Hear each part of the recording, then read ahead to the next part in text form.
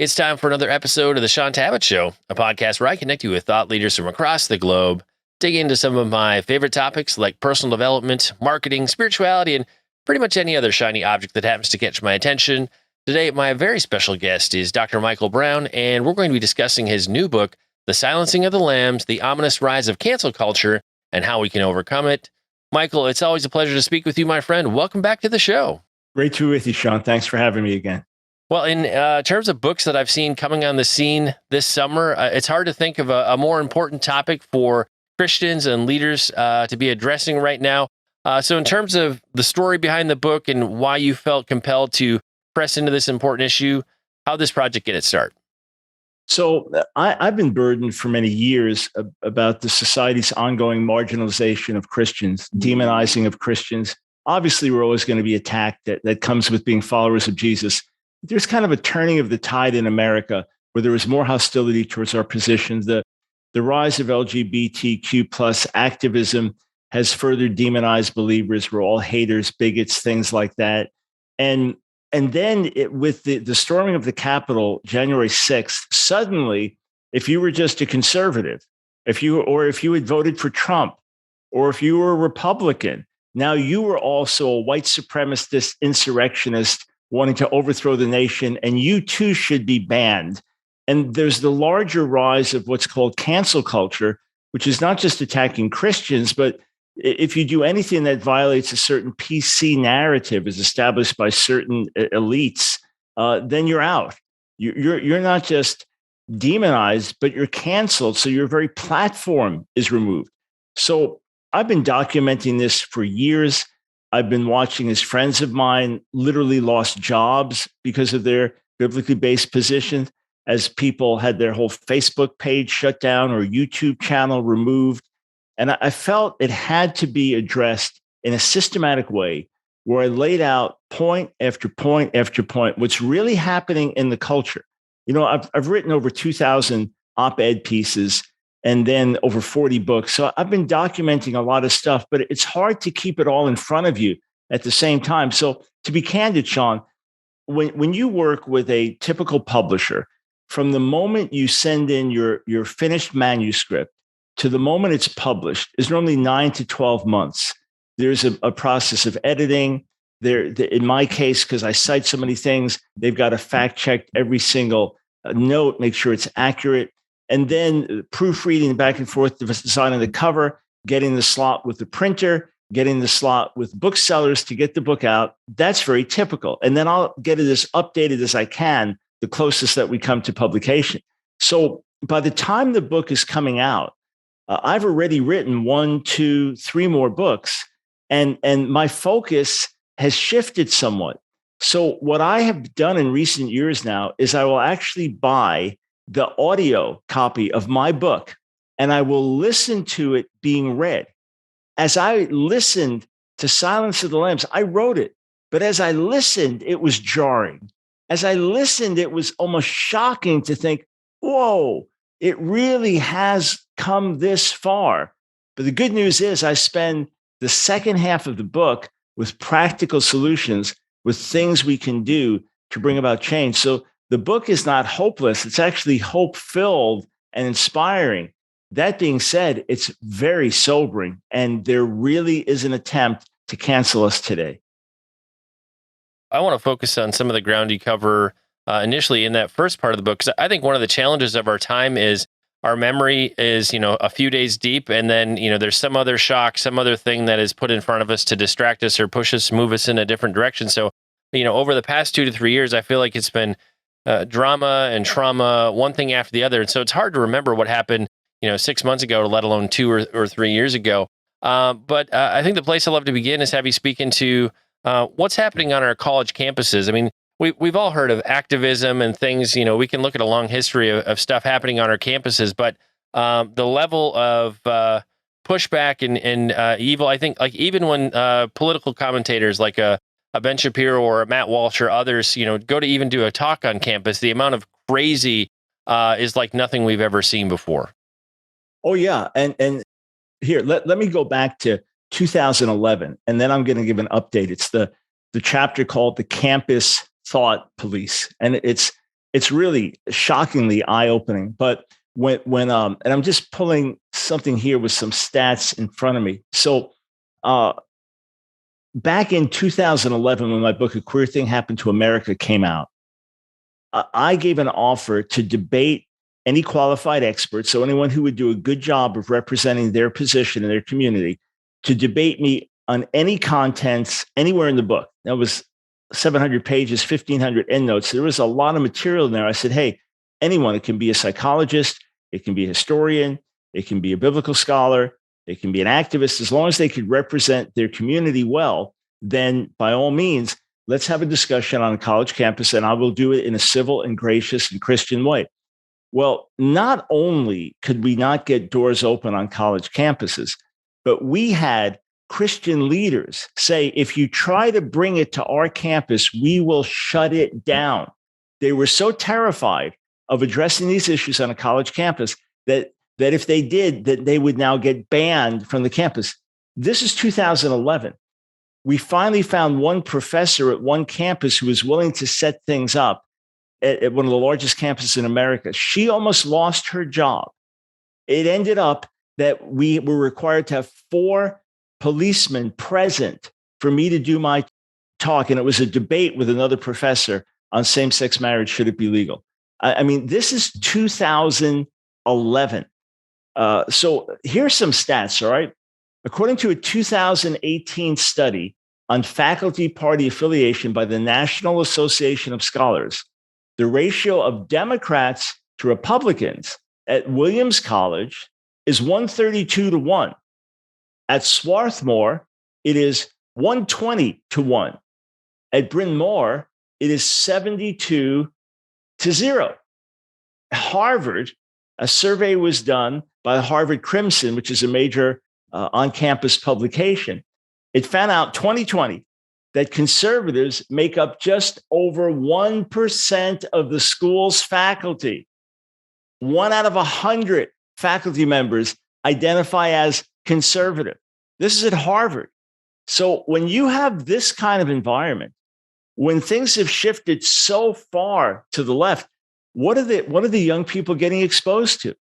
And now you have safe zones, where you can go if you feel grieved, or if someone talks to you about their faith, that's a microaggression. You can report that student. These things have actually happened with legal cases where students have been reported for simply differing with a position based on their Christian views.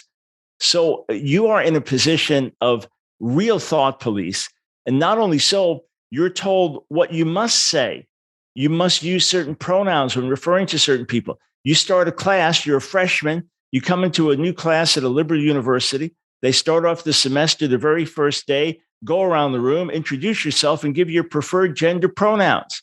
What if you think that's bogus? What if you think it's bogus to say, I identify as they, or identify as Z, Zim, or Zer, or whatever the pronouns are, and you don't want to do that? Now you're ostracized. Now you're a hater. Now you're a transphobe.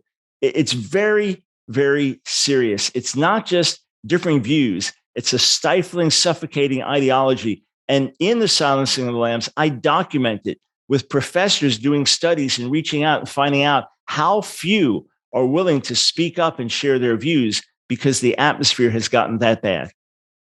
Well, next, let's transition into big tech, censorship. And one of the things that I thought a lot about in the last 2 years is not only the shaping of the narrative of what somebody experiences online, where you and your neighbor could live in 2 completely news and social media realities, where if I lean more conservative, I get fed conservative content. And if somebody would lean more liberal, they get fed something completely opposite. So, we can live next door to each other and have 2 completely different realities online. Yeah, so that's one thing. And we choose then what news sources we go to. Unfortunately, we often think that our news source is the news source and don't allow it to be challenged. That's one thing. And I found it very interesting. Early on in Russia's invasion of Ukraine, there's a Russian believer that's followed my ministry for years. Dear brother, lives in Russia. Every so often we'll call the radio show from Russia. And he reaches out to me graciously, lovingly. I love the people of Ukraine. He said, but the news you're reporting is all false. And basically, the news source he is getting in Russia told them that everything that was being reported that was factual was actually fake news. That was scary to see that. And then I have interacted with folks on different sides, conservative, liberal, and been shocked to see how they don't know that there's opposition to what they're hearing or another side of the story. But what I deal with in the book is not so much the issue of fake news, but the issue of censorship, the issue of big tech platforms taking control in a way that no one ever countenanced, and that is really unrighteous and very, very destructive. I mean, think of it. The most powerful man on the planet, the president of the United States, and especially when it's a type of person like Donald Trump wielding the power and influence that he does, he gets banned for life from Twitter. This is unimaginable, but it happened. And then after that, many, many others were, quote, purged and removed for their alleged seditious posts. Even if you think that Trump was irresponsible and he shouldn't have said things he said, and it led to events on January 6th, just part of free speech is you can say certain things. If people do the wrong thing with them, that's on them.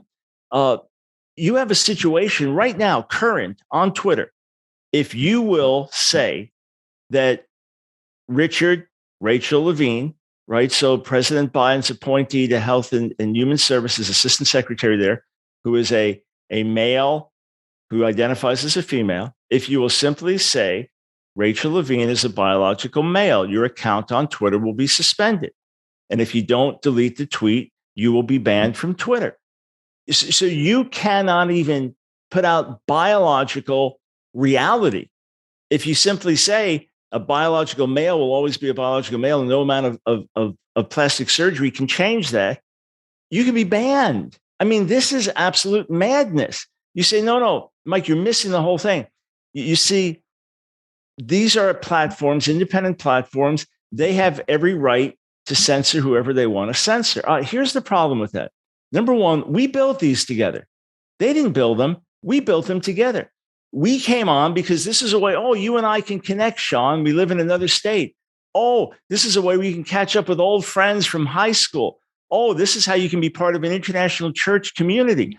This is how you can get your message out and share this and share that, because it was neutral, because anybody could post anything as long as it didn't cross certain lines, some horrible porn thing or calling for violence against a group. We all agreed to the community guidelines. And then one day you get banned. One day your Facebook page is shut down, and you've grown it to hundreds of thousands of people at this point. And you try to find out why you violated community guidelines, and you read between the lines. You can't figure out what you've done wrong, but somehow you've crossed this new line that's been set up. I start the book talking about congressional hearings where Ted Cruz is interviewing, scrutinizing people from Twitter, leaders from Twitter. And he say, okay, this one pro-life group tweeted Mother Teresa's words about abortion, and you ban them as hate speech. Are you accusing Mother Teresa of hate speech? But this is where things have gone now. And again, I have friends that lost their entire YouTube channel or their entire Vimeo channel simply for speaking the truth about an issue that was considered controversial. And because the so-called masters of the universe, Google with their searches and things like that, because they have so much power, it's really frightening. You can influence elections by what news you see when you're searching. You can influence people's news flow or what products they buy. When you do a search and the search engine can basically tell you what it wants to tell you, and you think that's a snapshot of reality. So this must be challenged. And there's a simple way to challenge it, which I get to later in the book. But we must have the mentality of, I'm going to speak the truth regardless, as opposed to, I'm going to surrender my freedom so I can stay on a platform. Yeah, and in terms of the accounts getting canceled and shut down, we don't mind as much until it comes to knock on our own front door. Like you, I have many friends who've lost Facebook accounts, YouTube channels, and all these platforms, some that they've been building for 5, 10, 15, 20 years. That might have been the primary way that they connected with their audience. And you're so right in terms of when you try to follow up and figure out why did this happen, there's no response. There's really nothing you can do about it. I've been totally fascinated the last couple of years just watching even mainstream podcasts and talk shows They will literally quote facts out of studies. They'll quote the left's own kind of talking points, and they will get canceled and shut down for literally quoting, not unlike that Mother Teresa quote, where it's just nonsensical that you can't even quote somebody else when you're making content or just putting something out into the public conversation. You have a chapter on BLM and Jezebel connection. Well, I wasn't necessarily expecting to see that in the book. What's the connection there? Yeah, I wasn't expecting to put it in the book, to be candid. And it's interesting how it came up. So I was doing an interview on a previous book with a radio station, and the fellow immediately wanted to talk to me first about BLM and how did that connect with Jezebel. And I said, oh, okay, this is a little off topic here because I'd written Jezebel's War with America. And I talked about this demonic spirit, the same demonic influences that worked through this woman Jezebel 3,000 years ago, still working today. And I referenced the spirit of intimidation and fear and seduction and anti-marriage and anti-life and those kinds of things, as being part of this Jezebelic spirit. Well, they wanted to know, how did that connect with BLM? And I thought, wait a second. The founders of BLM identify as queer. They identify as Marxist. They intimidate with fear anyone that would dare oppose them. And this is another one of these silencing factors. And it came in the book through that angle. Now, I shout from the rooftops with other Americans, especially with other African Americans, that every Black life matters. And that whatever remains in our society as a legacy of our past racism needs to be uprooted, needs to be exposed, needs to be dealt with. And students need to learn true history, not a whitewashed history. Absolutely. At the same time, I wholeheartedly oppose the BLM movement. And when you go look at their foundational statement as to who they are and what they believe, which has been removed, a number of us exposed it a couple of years ago, and then they removed it from the internet. But you didn't find a single reference to men or fathers unless it was something bashing the patriarchy. You found references to mothers. You found references to families. You found a whole lot of references to gay and queer by name. But there was not a single positive statement about male or about fathers or anything like that. It was really interesting. And somehow something swept through our culture, which once again became the narrative. And God forbid you differ with that narrative. I mean, you could lose your job for saying all lives matter. In other words, maybe you weren't sensitive to the fact that at this moment that could be perceived a certain way. Like I heard someone say, look, right now we're fighting cancer. If you say, but all diseases are important, then you're missing the point. Okay, I get that. All right. However, many of us use that to say, I agree with this, but why does it stop here? And why only certain Black lives? What about the Black lives, that, say, of a 3-year-old Black kid killed by a Black gang member? Does that life not matter? What about, the Black policeman killed by a Black criminal? Does that life not matter? You can raise these things without this silence. So I put it in the book as yet another example of the attempt to silence and the attempt to cancel. And things got to the point where you make a stupid mistake. All right, here, when Al Jolson was doing blackface decades ago in the last century, it was something that was done, and there was not a racial sensitivity or it's going to look like this. It was something that was done. So people may have grown up with that and think, oh, that's a funny thing to do. And then they meet some Black friends and find out, it's insensitive. And here's some of the history. And so on. It's like, oh, wow, okay, I didn't know that. I won't do it again. Oh, no, but you did it. You did it. And it was 15 years ago, and you were caught at a party. So now you're canceled. We're going to drop you from this new role in a movie. We're going to cancel your performance here or there. And it's part of this extreme overreaction. And one thing I do in the book, Sean, is I quote from people as diverse as Bill Maher and Miley Cyrus, who are all speaking out against cancel culture because it's gotten so extreme. But the ones in particular with the target on their back are Christian conservatives. Well, and the reality is, if you get accused of something and you start trying to figure out, how do I do penance? How do I right this wrong? It'll never be enough. I mean, in terms of what will be asked, it'll just be more and more and more. And at the end of the day, I think often when you give in, you'll end up just being canceled anyway. So it's a hard hole to dig yourself out of, so to speak. I think the place I'd love to go next is have you talk about, and this has been on full public display in the news cycle recently, is the all-out crazy assault on our children. Obviously, this stuff has been going on for a long time in terms of trying to shape the youth and put ideas into the minds of our kids. It's just, I feel like throughout culture, especially this past year, everybody's saying the quiet parts out loud. You may have assumed or implied things were happening, and now it's just all out there and on display. It's kind of like crazy times. Yeah, well, some of us have been warning about this for many years and shouting it from the rooftops for many years. And now people finally realize, okay, there's a problem. It's a little bit late in the game because a whole generation's been impacted. Gallup did a poll in 2021, and they found that whereas 0.08% of traditionalists, so that's before the baby boomers, right? They've been like my parents, they identify as gay or lesbian. About 3% of baby boomers do, but 20% of Gen Z identifies LGBTQ, somewhere in that spectrum. Barna did a similar poll in 2021 and came up with a number of 40%. How in the world is that possible? And with this massive spike with bisexual, it's like, well, I might as well just identify as bi, or this is kind of cool, or I don't want to limit my choices. There has been massive indoctrination. And what some will refer to as sociological contagion, where there's something just sweeps through the culture and it becomes the thing, the fad. So now it's being trans and identifying as transgender. And kids 15, 16 that have never once in their lives identified as other than who they are. They're suddenly saying, I'm trapped in the wrong body and so on. And it's called rapid onset gender dysphoria.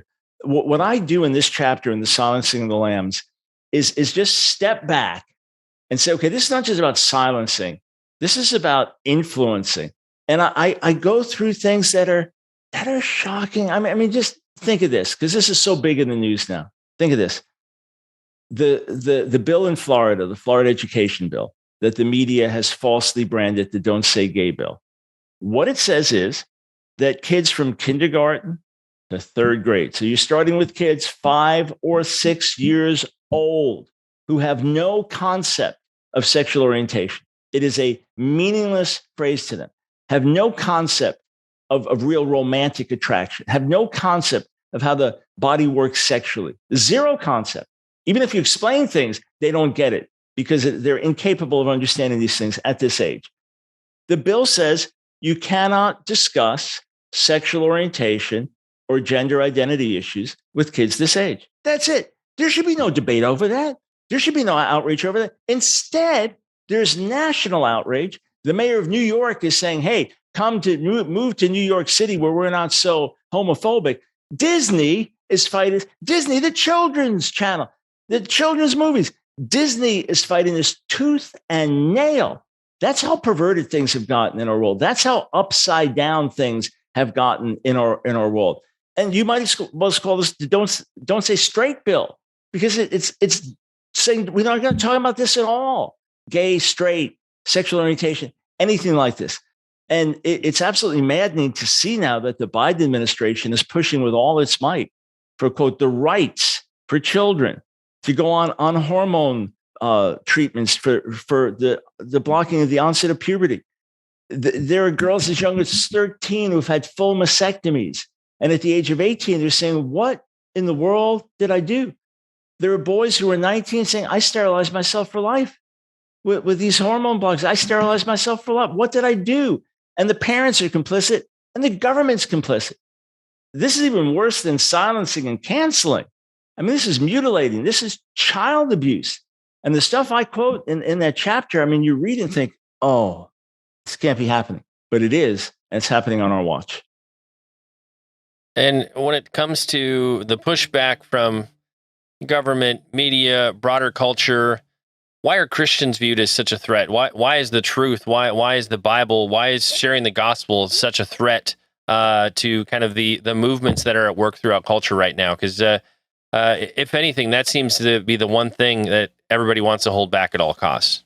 Yeah, so obviously around the world, Christians are being killed for their faith, and for the most part, we're not being killed for our faith here in America. So we don't want to have this martyr complex or woe is me. In fact, through a lot of the second half of the book, that's what I try to encourage us in is to stand strong in the midst of this. But you're absolutely right. We've never seen it on this level in America. I've been in the Lord now for over 50 years, and I've never seen anything on this level. So a few things have happened. One is things have gotten more ruthless in general. In other words, culture has gone the way of cancel culture, which is why even liberal voices are speaking out against it. So things have just gotten worse, more ruthless, less forgiving, more intolerant in general. That's one thing. The second thing is that we are the ultimate threat because we are the ones who challenge the status quo. We are the ones who don't bow down to the PC narrative. We are the ones who say we only bow the knee to Jesus in terms of our ultimate authority and loyalty. So because of that, we are going to be all the more a threat to the system. And then the darkness hates the light. And to the extent that we are representing the light and walking in the light, the darkness will try to snuff us out. So we are the ultimate target, hence the title of the book, The Silencing of the Lambs. Well, in terms of standing strong, taking a stand, choosing to move forward in courage, and not just kind of being chickens, if you will. What does that need to look like, say, just for the average layperson, the person in the pew, trying to figure out how do I impact my neighborhood, my city, my state, but also even on the other side of that coin, leaders, people who do have an opportunity to make a major influence at culture, kind of from a top down level. How do we stand in courage and bravery, and not just give in to the fear that culture is trying to put upon us? Right. So here's the interesting thing about this book. I thought, like Jezebel's War with America, I'd lay out the issues for like 80% of the book and then take two solid chapters at the end and say, okay, here's how we resist, here's how we overcome. Instead, when I got halfway through the book, which is again filled with shocking, eye opening, oh my material, I felt now take the second half and with shorter chapters, so meaning even more chapters on this, with how we overcome, how we make a change, how we will not be silenced and we will not be canceled. The fact is, the Church of Jesus cannot be canceled. The Word of God cannot be bound. So it all starts for everybody, whether you're a school teacher, whether you're a parent at home, whether you're a 15-year-old kid in school, whether you're a businessman or woman, whether you're a preacher from the pulpit, whether you have a big social media platform, whether you get 10 followers, all the same. To find your life or save your life is to lose it. To lose your life for the gospel is to find it, meaning that we cross this line and we say, I will not bow down to human opinion. I will not be a slave of what people think. I will bow down to God's way and God's will. And whatever the cost, whatever the consequence, I die to the praise and approval of this world, and I live for the praise and approval of God. If that means posting something on social media that I believe is important and getting banned, so be it. I would rather be free and obey the Lord than be a slave to the latest shifting winds of PC culture. If it means I'm a professor and I differ intellectually with the prevailing narrative, or I differ morally with the culture of the college, and I'm going to speak up publicly and say so, maybe I won't get tenured. So be it. Maybe I'll be discredited. So be it. We all must cross that line. We must get on the other side of it and say, I live to do the will of God. Dr. Ben Carson put it like this: stop being chickens. A professor that had lost his job, leading scientists simply differing with the prevailing views of global warming. He said we must practice kamikaze academics. These are all chapters in the second half of the book. Stop being chickens. Kamikaze academics, meaning we're going to get our position out. And if we lose our jobs, so be it. But we've got to do what's right. We've got to speak truth. And on it goes. Parents must get involved with what's happening with their children because of the assault on the kids. That they must get out of their comfort. I'd rather that you don't have a choice if you're a Christian parent because you've been entrusted with your kids by God. That's your viewpoint. And therefore, you are a steward over their lives. Preachers, pastors, we can't be thinking, oh, if I teach on this, I'm going to lose some of my big givers. No, if you don't teach on this, you're going to lose some of your soul. That's the reality. So we must cross that line. And then we must realize that every one of us can make a difference. In fact, the last chapter of the book talks about something just as we're doing this interview. It's about to happen. The interview, I'm sure, will air a little bit after. But at April 14th of every year, Not Ashamed of Jesus Day, National Not Ashamed of Jesus. I felt the Lord drop this in my heart. Let everyone test it and see if it resonates with them as well. To say on this day, we're all going to say, we're not flying under the radar today. We're going to be known as followers of Jesus. We're going to encourage one another as followers of Jesus. We're going to tell the world we're here. We're not ashamed. We love Jesus. We love you. And the purpose of this was just to encourage everyone. Be public, be open, be vocal, not in an obnoxious way, but in a way that glorifies Jesus and encourages others. The fact is, I truly believe that Satan and whoever he's working through in this earth, they always overplay their hand and go too far, because of which there is a pushback. Let us be the ones leading the pushback. Let us be the ones leading a righteous revolution, not by human might or power, but by the power and life of the Spirit. There's even a call for all evangelists to rise and hit the streets and equip others, because nobody shouts like an evangelist. Let's do this together. We can overcome cancel culture in Jesus' name. We will not be silenced. Well, and the last place I want to land before we wrap, Michael, is just, and you've already spoken to this some, but kind of that urgency of the hour. I mean, we look throughout world history, and there were times where people chose not to stand up, and they let the government run, rough over them. And there were points where you could have stood up and pushed back, but eventually it's a bridge too far. There's a tipping point. Something careens on a cliff, and what was so devastated. There's just no going back. I'd love for you to just help us to close by speaking to just that urgency of this hour. If we fail to push back, if we fail to stand up, if we fail to preach the gospel and stand on the rock solid foundation of biblical truth, what's at stake? I mean, there are two paths we could take. One, I feel like it's going to be hard, but it's moving in a positive direction. The other path, if we fail to heed, is extremely scary. Yeah, you're exactly right. If we don't stand today, then the very things that we practice freely might be illegal for our children or grandchildren. It's not an exaggeration. The way things are going, it could easily go in that direction. There could be such moral deterioration in our culture that America as we know it won't exist anymore, that we could implode and shatter into many different pieces. If we don't speak up today, we have to think of what Dietrich Bonhoeffer said: the ultimate test of a moral society is the kind of world that it leaves to its children. There's a quote associated with Winston Churchill that appeasement is like feeding a crocodile and hoping it won't eat you last. So at what point do we speak up? There's the famous Martin Niemöller quote that, first they came for the Jews and I wasn't a Jew, so I didn't speak up. And then they came for this group, finally they came for me and there was no one left to speak for me.